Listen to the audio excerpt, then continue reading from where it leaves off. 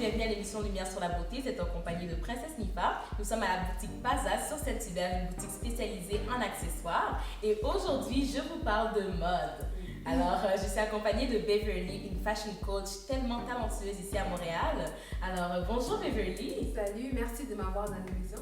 Ça fait vraiment plaisir. Parle-nous un peu de toi, parle-nous de ce que tu fais dans la vie. Comme tu l'as mentionné, je suis une fashion coach. Je suis aussi la fondatrice de BU Boutique.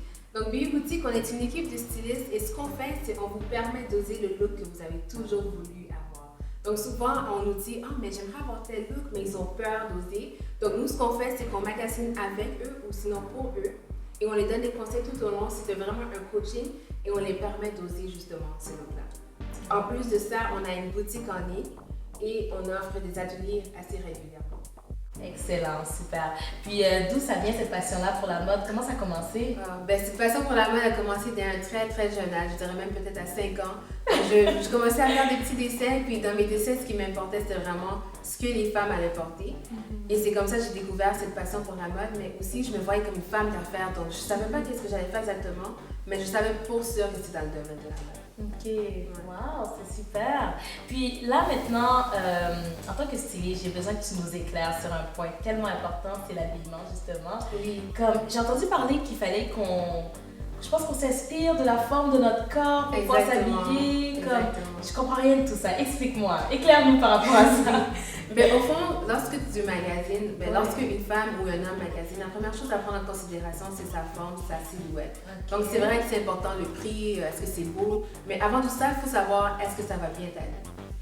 Donc, pour ce faire, il faut prendre en compte sa silhouette. Puis, de manière générale, il y a 5 silhouettes qui représentent les femmes. Okay. Donc, il y a la fraise, la poire, la banane, la pomme et le sablier. Okay. Donc, selon chaque silhouette, il y a des choses qui nous valorisent et il y en a d'autres qui nous valorisent moins.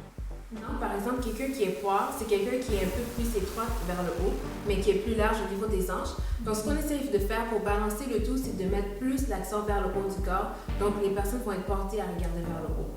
Donc, on suggère des couleurs flashantes, tout ce qui est des motifs vers le haut, des chandails ou des gestes avec des vestes avec épaulettes. C'est vraiment ce qu'on va suggérer. Et pour une personne qui est fraise, qui est le contraire, donc il y a plus d'épaules que de hanches, on suggère de mettre l'accent vers le bas du corps. Donc, tout ce qui est pantalon à motifs, des robes ou des jupes qui sont faites en pearl des jupes trapèzes ou sinon avec plusieurs étages, ça c'est vraiment ce qui est parfait pour une personne qui est fraise.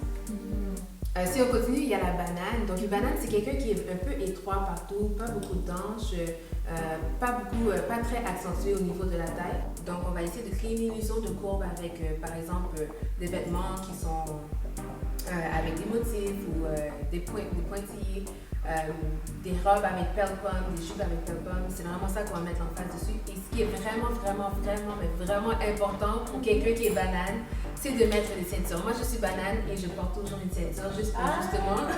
C'est un petit secret. Mais la ceinture est vraiment importante. Il y a aussi la pomme. Donc, la pomme, c'est quelqu'un qui est vraiment, je dirais, rond un peu partout, mais le poids du corps est plus vers le ventre. Donc, ce qu'on essaie de faire, c'est de cacher le ventre, mais pas nécessairement en portant des vêtements trop larges, ni en portant des vêtements trop serrés, évidemment. Et ce qu'on essaie de faire, c'est de mettre l'attention ailleurs que le ventre. Donc, on va porter quelque chose dans le cou, ou sinon un chandail qui a des manches, qui ont des détails dans la manche. Donc, c'est juste pour mettre l'attention ailleurs que sur le ventre. Et pour une personne qui s'habille, on considère que c'est la silhouette qui est le plus balancée. Donc, c'est vraiment juste de mettre de l'avant sa silhouette. Là. Ok, wow. Puis par curiosité, moi je suis quoi? Toi, je dirais que tu es entre fraise et entre banane. Ok. Donc, les conseils sont quasiment similaires pour les deux. Donc, ce serait vraiment de mettre en face vers le bas du corps, de porter des jupes ou des robes en pearl, ça c'est très intéressant. Des jupes en trapèze avec des étagères aussi, ce serait vraiment l'idéal pour toi. Et la ceinture! Ok! On a dit la ceinture. Exactement. Super! Ok, merci beaucoup Beverly, j'apprécie vraiment tous tes conseils, j'ai tout pris en note. Puis si jamais on veut te contacter, que ce soit pour une session de stylisme ou un conseil, quoi que ce soit, comment est-ce qu'on te contacte? Premièrement, vous pouvez visiter notre site internet, donc c'est www.beu-boutique.com. Et en plus, on offre notre première consultation gratuite. Donc, si vous voulez nous consulter, soit moi ou un de mes stylistes, c'est assez simple. Vous pouvez nous envoyer un courriel.